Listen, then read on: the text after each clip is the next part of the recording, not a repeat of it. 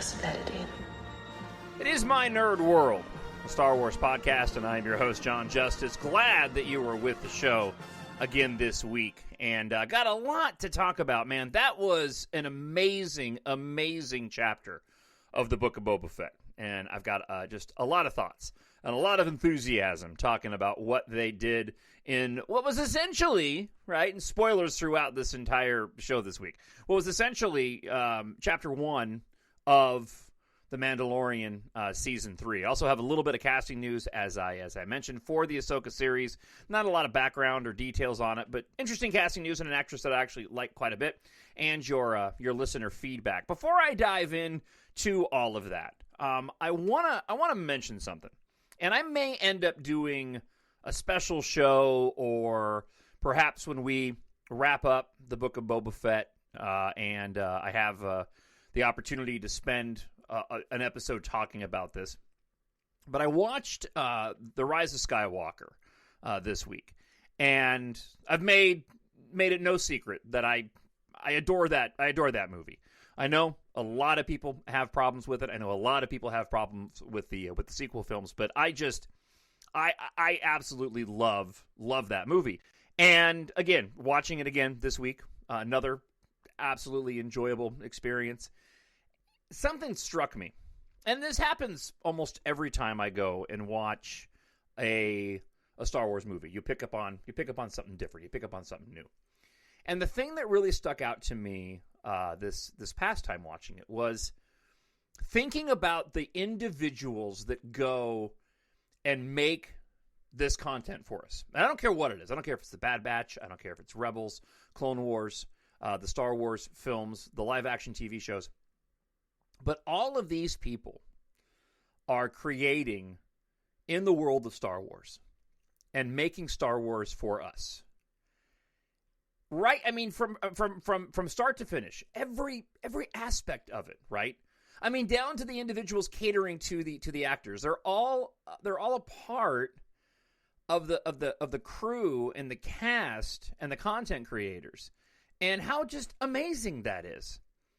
The time and energy that it takes to go and make a Star Wars project, the time and the energy that it takes to go from idea to writing to computer or to filming to screen. It's amazing to me. And I thought about this in particular. One of my favorite shots of the Rise of Skywalker towards the end of the battle over Exegol, when Zori Bliss shows up.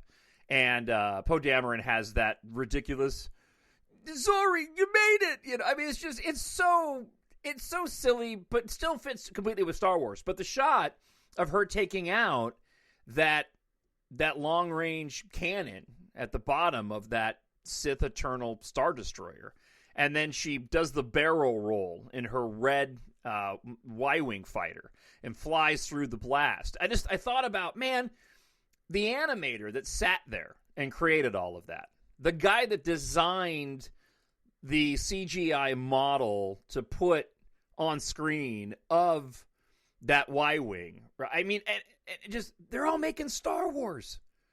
I mean, how awesome is that? I don't know. I just, and maybe none of this makes any sense to you, and you're like, what are you gushing about, John? I just think it's cool. We love this universe, right? This genre that George Lucas created, and you know, that love extends beyond George. It extends to everybody that's taken up, you know, that's carried the torch or taken up the mantle or taken on the responsibility of creating more Star Wars for us ever since then. And I just think that's cool, thinking about the individuals that sit there and they're working on Star Wars. How absolutely awesome is that? So anyway, I know it's a bit of a deviation. And I just, something I thought about it. Maybe I'll spend more time and flesh it out further on another show. But like I said, it was something that struck me while I was watching The Rise of Skywalker, just having an absolute blast watching that film, as I always do, and thought I would share it with you on the show this week. All right, before I get into my thoughts of the Book of Boba Fett, chapter 5, let's go ahead and share a little bit of leaked news. It's not really leaking. You know, this came out in the Hollywood Reporter, but we'll still go ahead and use the goofy intro. The hyperdrive is leaking. So apparently, the actress, who I didn't realize was attached to, I guess she is the partner of Ewan McGregor, right? Obi-Wan Kenobi himself, Mary Elizabeth Winstead, has joined Rosario Dawson in the Ahsoka live-action series. I'm a fairly big fan of Mary Elizabeth Winstead as an actress. I think she does a fantastic job. Whether it was Die Hard 5, whether it was Scott Pilgrim versus the World, there was a recent Netflix action film, which wasn't great, but she was great in it. She was in 10 Cloverfield Lane. I think she's a great actress, really compelling on screen, is a great action star as well, if you watch that Netflix movie. What role is she playing remains to be seen. I have seen some individuals speculating that perhaps Mary Elizabeth Winstead could be playing Hera. And I thought about it for a while. I'm like, I don't know if the ages line up. And I don't know what the age of Hera was supposed to be in Rebels pre the original trilogy in A New Hope. Mary Elizabeth Winstead is 37 years old. This takes place, Ahsoka's going to be like some 7 years after Return of the Jedi. So I suppose she could potentially, age-wise, play Hera. Initially I was like, no, she's too young. But when I thought she was, when I saw that she was 37, you back up to Rebels, late 20s, early 30s. You know, she has the kid with Kanan that we see at the end of Rebels that happens post Return of the Jedi. So, you know, who knows? Anyway, more casting for Ahsoka. Excited for the series. Excited to be able to see it, and excited to be able to discuss it on this very show. When that show gets released. So that's the only real news item. There was an announcement this week of Lucasfilm partnering with EA and Respawn to create some more video games in the future. Fantastic when they're released and we have more details. I'll talk about it more in more detail. But now, oops, I muted my mic. Did you see that? I touched my microphone and then I muted it. But I'm going to keep on going, and I'm not going to edit it out because that's the kind of professional that I am. And it's the kind of show that you get because it's free. No, I want to get into it's funny. I actually wrote Mando Season 3, Episode 1, and technically it's chapter. No, this is Book of Boba Fett, right? The Return to the Mandalorian, Chapter 5.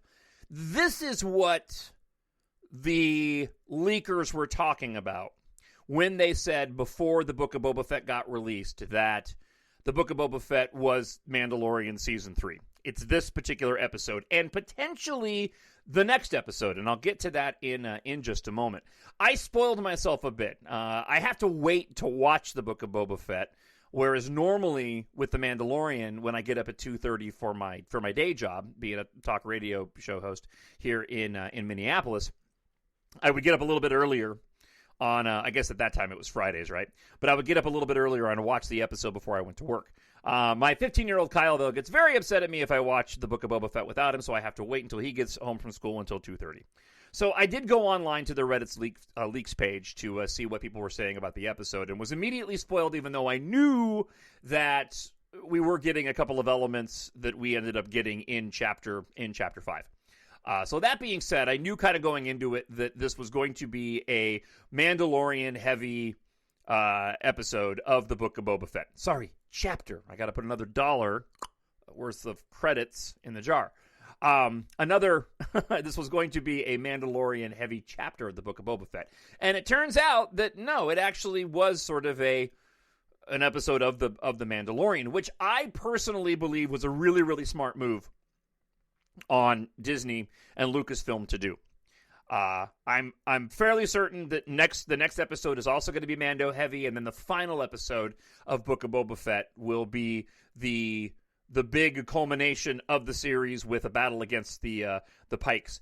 And that could even be, and I'm getting really ahead of myself here, but that could even be potentially what Kathleen Kennedy said about 2 years ago now, that all of these shows would culminate into one big event. Now, that might still be happening. However, I can't help but think that Chapter 7 of the Book of Boba Fett might be what Kathleen Kennedy was referring to. Because the way that things are aligning and what we found out in this episode, Chapter 5, you can extrapolate if you use the yarn and the push pins and the cork board, like Charlie from Always Sunny in Philadelphia. You could extrapolate that we could potentially be seeing quite a few legacy characters and characters like Ahsoka that we're going to be seeing in live action form coming up in that last episode. So I'll talk a little bit more about that later on in my commentary. That being said, I absolutely love this episode. And I think it was brilliant from the standpoint of Disney and Lucasfilm now have set the stage for the hype to build for The Mandalorian next year. Because we're not going to be getting The Mandalorian Season 3 until well into next year, right? Because we're not getting it this year. I don't believe we're getting it this year, unless I'm wrong. I could be wrong. We could be getting it this year. However, the fact that we know what the Mandalorian has to do, and I'm jumping ahead here, but we know that he's not a Mandalorian anymore. We know that the armorer in this episode told the Mandalorian that he has to go to the waters of, and I can't remember the name of it, on Mandalore, to which he said they were all buried. So we know he has to do that if he wants to become a Mandalorian again. We know that he's desperately missing Grogu, and that we're more than likely going to see him go to Grogu in Chapter 6 of the Book of Boba Fett, unless they gloss over it, which is possible. That could happen off screen, and he could return in Chapter 7. However, there's also a rumor going on out there that Luke Skywalker will appear in next week's episode. I told you there would be spoilers in Chapter 6. So we already have established a couple of things here in this one chapter of the Book of Boba Fett that lead us directly into and have me dying to see Season 3 of The Mandalorian. And they've done it now within the Book of Boba Fett, which I think was just a brilliant idea. Because now we're hyped. We know what we're getting into. He's got a new ship now, which was awesome. And we'll talk about that coming up. So, really, really smart move. Even though, Boba Fett kind of took a back seat. He wasn't in this episode at all. We see Fennec Shan at the end of the episode. And it does, at least in my opinion, diminish a bit of the Book of Boba Fett, because the moment the Mandalorian, at least for me and this fan, the moment the Mandalorian arrives on screen, I remember it's just his presence now, and the fact that we know him so well carries a gravitas that that Boba Fett doesn't, in my opinion. And I enjoy the Mandalorian way more than I've been enjoying Boba Fett. And that's okay, right? It's all subjective. Be that as it may, this has me more hyped now for the Book of Boba Fett than I was prior to this episode, and especially these next two final chapters. I keep saying episodes, darn it, chapters of the Book of Boba Fett. So let's get into some of the details and just my thoughts. I've jotted them down here to share with you for the show this week. So he's back being a bounty hunter, but I don't think that he wants to be. He seems a little less into it than he was before, with the way that he delivered when going to track the bounty, the way that he delivered I can bring you in hot or I can bring you in cold. He really kind of delivered it in such a way where it seemed very half-hearted to me. Almost like he knows he needs to do this. This is what he does. This is his way of life. But, the loss of Grogu is impacting him. And this is also tied into Boba Fett as well. These do work very well together. It's tied into the Book of Boba Fett beyond getting the backstory of how the Mandalorian hooks up with Boba Fett, but also about loss. The whole arc of Boba Fett deciding he's not going to be a bounty hunter, a lot of it's based off of loss. The loss of his father Jango, those decades before, the loss of the Tusken Raiders to the biker gang, and now we have a similar thing happening with the Mandalorian and the loss of Grogu. And of course, loss has been central to much of the Star Wars storytelling since the very beginning.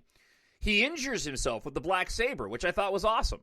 Not awesome that the Mandalorian got hurt, but awesome that we see that here's an individual who doesn't know how to wield this thing, and not everybody can pick up a lightsaber or the dark saber or the black saber and just wield it.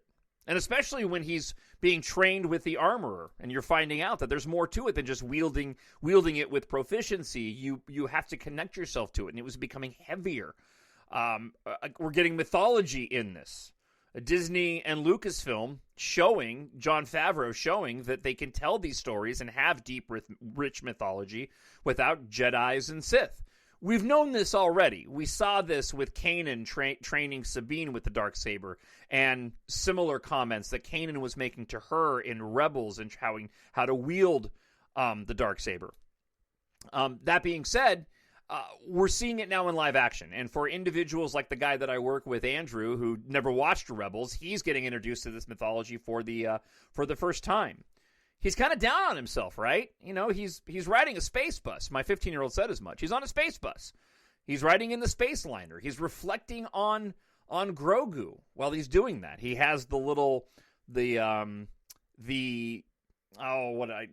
cloth, right? That the armorer put what I believe is going to be chainmail, Beskar chainmail. I think that's what she made for him out of the Beskar staff. But she took that handkerchief, right? I think that's the word I was looking for. And she actually folded it, and it looks like Grogu in his hand. And it just seems kind of sad that here's Boba Fett having to travel on a space bus to go back to Tatooine. Of course, we know why, and he ends up getting a vehicle when we get back to Tatooine. I saw, and I think a lot of us saw, the foreshadowing of the Vizsla Mando challenging him, right? I think we all saw that coming. There was a moment in time during the show when the armorer had the staff and she was going to melt it down after she explained that staff can pierce Beskar and therefore was a danger to Mandalorians, and he willfully gives it up. And when she was heating up the end of it, I'm like, oh man, she's going to stab him. Thankfully, she didn't.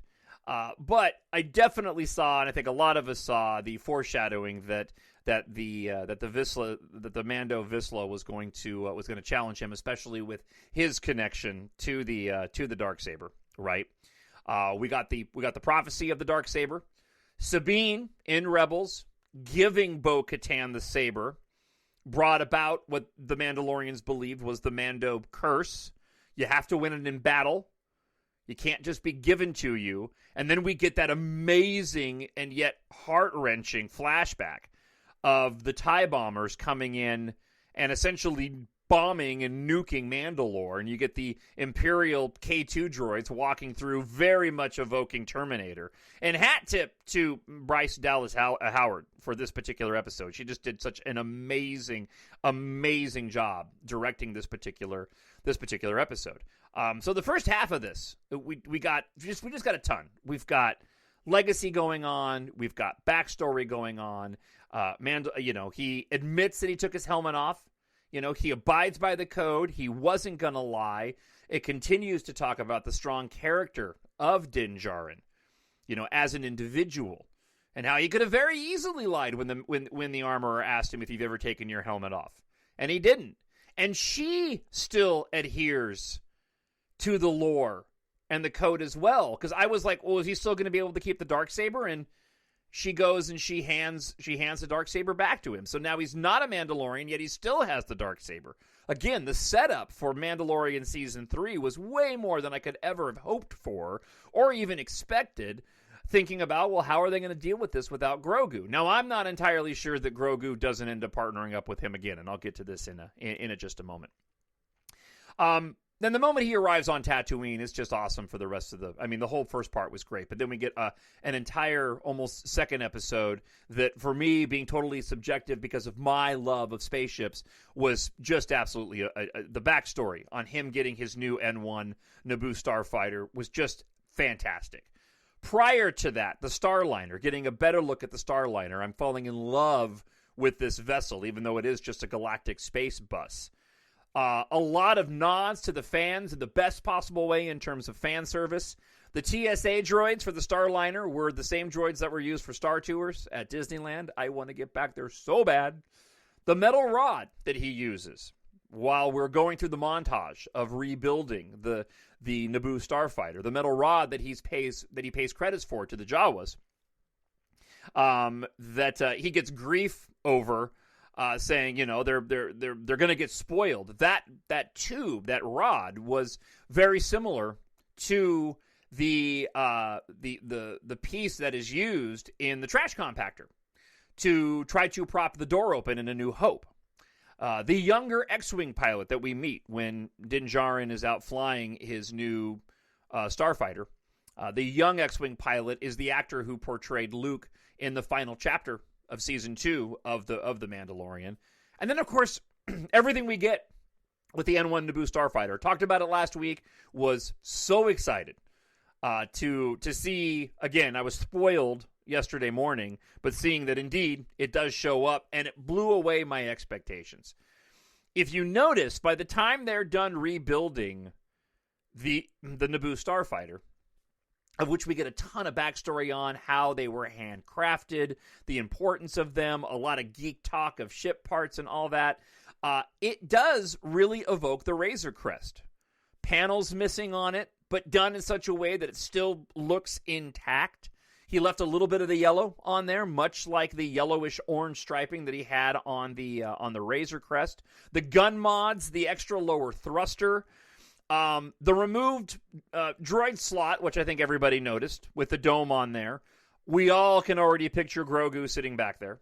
And the fact that he says at the end of the episode he needs to visit Grogu first before he goes to help Boba Fett. Again, bring him what I believe is the armor fleece made by, the armored fleece made by the armorer, right?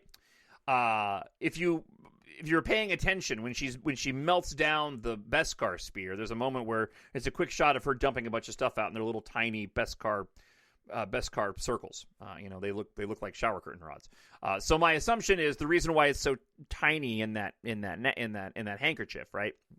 That cloth napkin or whatever, is because she made chainmail for Grogu. And again, the rumor is that Luke is going to appear in the next episode. And I do believe that if we do get another heavy-centric Mando episode, either all Mandalorian or split between the Mandalorian and Boba Fett, that when we get to Chapter 7 of the Book of Boba Fett, we're going to see the big pike battle in which the Mandalorian shows up. But let's talk a little bit about expectations for next week. So, let's just go off of this is what we've been hearing. We've also heard that there was potential for Han Solo to be in the book of Boba Fett, along with Luke. A lot of people are speculating, and I think it makes sense in terms of timeline, that we could have the Mandalorian arrive to where Luke is training Grogu, but there also could be a young 4 or 5-year-old Ben Solo there. We could actually see, and I don't know how heavy-handed they would want to be, but we could actually see a Han Solo dropping off a Ben to be trained with Luke, which also brings something else interesting up. And I can't take credit for this. I saw this on Reddit. But somebody made a comment that, all right, let's go with this for a while. Perhaps Grogu goes with the Mandalorian for a bit. And I think we are going to see that. In fact, I know we're going to see that at some point, because that's the whole reason why that modification was made with the droid slot and the dome to be there. It makes all the sense in the world. That's where Grogu's going to sit, because this is his new ride. I don't know how he's going to do bounty hunting with his new ride. There's no place to put his bounty unless he attaches them to something on the bottom of the Naboo Starfighter. But be that as it may, we didn't spend that much time on that Starfighter and him making it his own for it not to be his new ride. We're going to get toys of that. I can't wait to get my hands on it. I'm bummed that I didn't go out and purchase the old Phantom Menace Starfighters that are still available out there, right, from Hasbro. I have one out of the box, but last week, when the rumor dropped that the Starfighter was supposed to be in this episode, I thought to myself, you know what, I should really go and pick up some of those Starfighters on the cheap, because you could buy them cheap. Now you can't buy them cheap anymore. I was dumb. But we'll definitely get a toy for that at some point in time. But here's the speculation that I heard, and check this out. So, if Grogu was training with Luke, and he does stay training with Luke, where did he go, or where was he, when Kylo Ren years later, Ben Solo years later, goes and turns on Luke with what we saw in The Last Jedi? Well, what if Grogu is there? And what saved Grogu, or what saves Grogu, from the wrath of Ben Solo is the Beskar chainmail that the Mandalorian gave him. Look, if it's not written already, it'll be written now, because it's too good to not take advantage of, right? But again, overall, my favorite episode of the Book of Boba Fett might be one of my favorite episodes of The Mandalorian. It just has a different vibe to it, in my opinion. And I didn't even get to the other part too. So one more comment on this episode, and then we'll move on to some listener feedback this week. But I think a part of this was, and again, if this was intentional on Jon Favreau's part and the creators' parts, then hat tip to them. But we've been so landlocked on Tatooine now for 4 episodes that when you get to episode 5 with The Mandalorian and we're off planet and doing all this stuff, it just feels like this breath of fresh air. And we got a ring world.